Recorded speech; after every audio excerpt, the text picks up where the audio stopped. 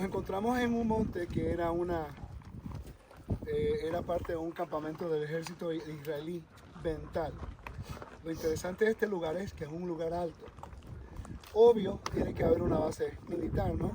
Porque tiene la montaña, es donde tiene la mejor oportunidad de defensa. Okay. La Biblia dice que el Dios de Israel es el Dios de montañas. Importante. Detrás de mí tenemos el monte Hermón.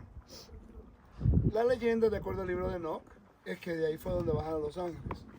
Yo no estuve allí, así que yo no sé. Pero es interesante la mitología que tiene que ver mucho con el monte Hermón. ¿Okay? Si le pueden mover para acá para que las personas puedan caminar, sería ideal. Entonces, me gustaría hablar un poquito acerca de lo que es las montañas en la Biblia. Pero antes de eso, quiero leer un versículo en Éxodo capítulo 14, versículo 1 al 2. Dice, entonces Adonai le dijo a Moshe, dile a los israelitas que vuelvan y acampen frente a Pi Hahirot, entre Migdol y el mar, frente a Baal Zephón. Acamparán de frente a él, junto al mar. Esta descripción es bien interesante, porque te da un lugar geográfico, topográfico, te menciona el nombre de Baal Zephón. Cuando tú estudias el mito cananeo, hay una historia bien peculiar acerca de Baal Zephón. Había una en Siria y había otra en el lugar donde la Biblia está hablando, ¿no? Era un palacio. Ahora, tenemos que preguntarnos por qué. ¿Por qué la montaña es tan importante en la Biblia como espacios sagrados, ¿no? En el Éxodo, cuando habla de que Israel fue a Baal Zephón, hay una metodología detrás de todo esto y un mensaje que Dios quería llevar para enseñar su soberanía sobre los dioses. En la historia de Enuma Elish habla acerca de Marduk y Tiamat. Tiamat es el dios del mar, ¿okay? Y Yam, mar en hebreo, Yam era el dios del mar de los cananeos.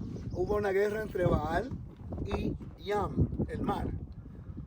En la Biblia lo vas a ver constantemente. El Espíritu de Dios estaba sobre las aguas del mar, Yeshua caminó en el mar. Todas estas cosas ocurren con el mar, ¿no? En el libro Apocalipsis habla que no habrá mar. ¿Qué tiene que ver el mar?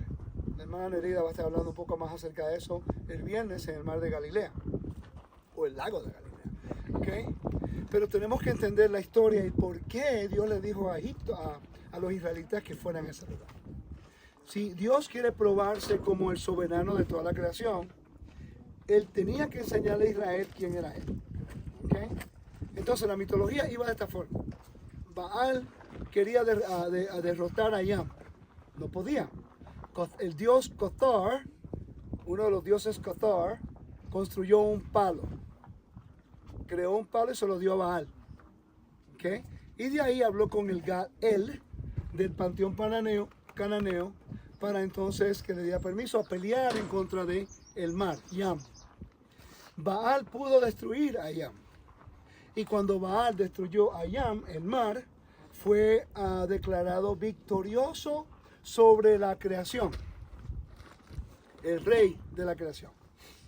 Porque el mito era, el Dios que conquiste, destruya el mar, se considera el victorioso de la creación. Por eso es que en la creación, en Génesis, dice que el Espíritu de Dios estaba sobre las aguas del mar. Por eso el libro de Job dice que Dios camina en las aguas del mar. Salmo habla acerca que Dios domina las aguas, las mareas, el mar. Por eso es que el libro de Apocalipsis dice que no habrá mar, no habrá caos, no habrá muerte, no va a haber más inframundo. Por eso es que habían el dragón, la serpiente. Todo esto está conectado con lo que ocurrió en Egipto. Cuando salen de Egipto, cuando llegan al lugar donde estábamos leyendo, cuando se abrieron las aguas y cuando el pueblo caminó entre medio del mar, por eso que se dice, Mija moja Bael y Madonai. ¿Quién es como tú entre los dioses?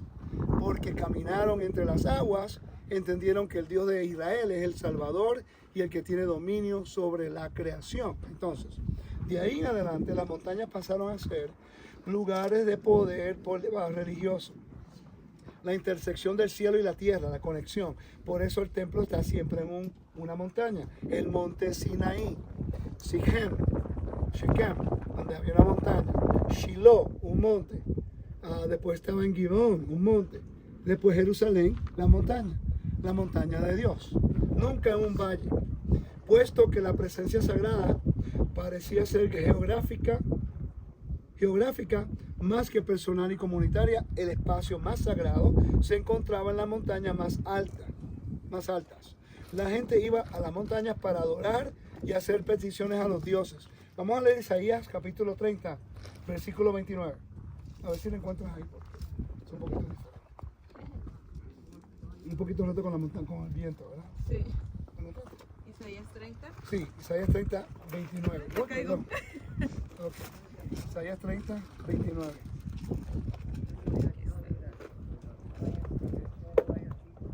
Pero para ustedes habrá canciones, como la noche en que se celebra una fiesta sagrada. Habrá regocijo, como cuando marchan con flauta, con panderos y con liras en la roca de Israel, en el monte de Adonai. Ese es Jerusalén. Estamos hablando ahora de Jerusalén, ¿ves? Ahora Jerusalén tiene otro nombre, la montaña de Dios. Ki mitzion tetzet Torah, que de Sion saldrá la Torah, ¿no? La gente quiere que la Torah salga de Jerusalén, pero no quiere aprender del templo y del monte.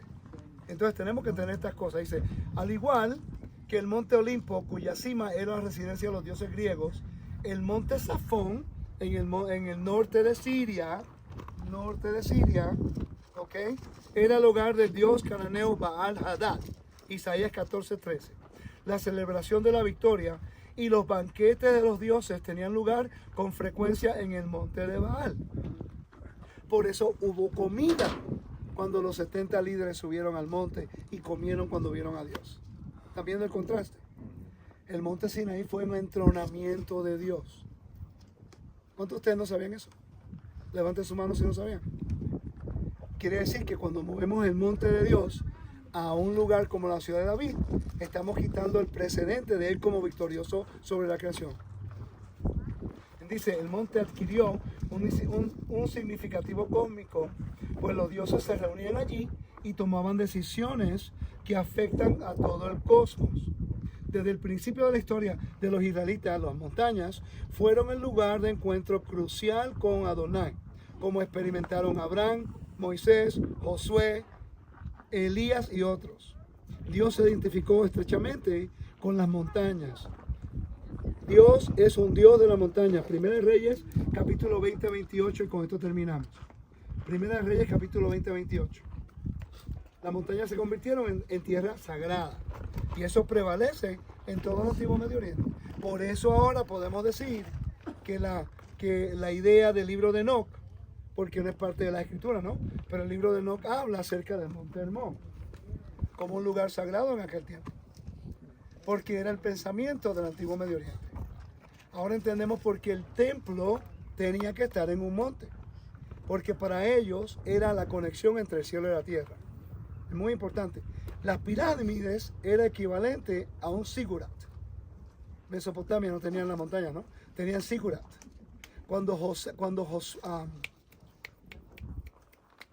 Jacob fue al monte y puso la piedra, entonces él entendió que no es Mesopotamia el centro de la tierra, sino que es el monte donde estaba Betel, la casa de Dios, ¿ves? Betel, la casa de Dios. Nos está enseñando ahora dónde es el lugar, el contacto entre el cielo y la tierra, es el lugar donde Dios escogió. Primera Rey, ¿lo tienes? Sí, 20-28. Entonces el hombre de Ja Elohim se acercó al rey de Israel y le dijo, así ha dicho Adonai, por cuanto los aramitas han dicho que Adonai es una deidad de las montañas, no una deidad de los valles. Voy a entregar a toda esta gran multitud en tu mano y sabrás quién soy yo, Adonai. Quiere decir que si tú escoges el valle, estás escogiendo el caos y el exilio. Lot se fue al valle del Jordán, caos. Los filisteos vivían en los valles y los israelitas vivían en las montañas. Ahora sabemos por qué a ellos les gustaba vivir en las montañas. Contexto. Espero que lo disfruten.